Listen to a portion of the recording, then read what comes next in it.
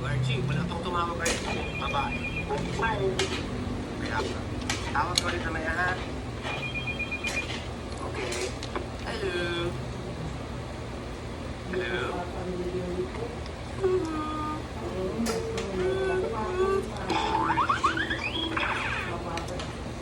Si Lady Gato Igon, Toto Jacinto, mga taga San Jose Romlo, nakikinig ngayon sa ano, Trolley Lantiasa, tayo na lang dyan, Ted de Guzman, si Raddel, good evening.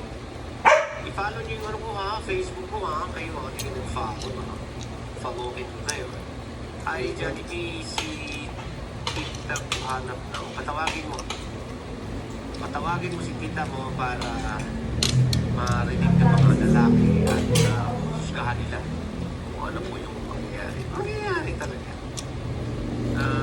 Totoo po yan. Ang daming lalaki na mga puro forma tapos hindi naman nagsusustento sa anak nila sa probinsya. Okay. Buti na lang ako nagsusustento ako. Ano man ang mangyari? Bago ko man unahin yung ano ko, yung sarili ko, dapat secure muna yung ano ko. Okay, sige, may pangangailangan na puproduce ko. Hindi man ganun ka, ano, sarap ng buhay na naibibigay ko, pero kahit pa paano, may kumpara siya sa ibang mga bata, nakakalabang siya, di ba? Yung iba nga di ba? Hindi nga nagbibigay ng mga artista na yan, ha? Hindi pa nagbibigay ng allowance, ng allocation, ng allotment, yung mga artista, ibang artista dyan. Kaya swerte pa rin yung mga anak na hindi talikuran, tinalikuran ng tatay.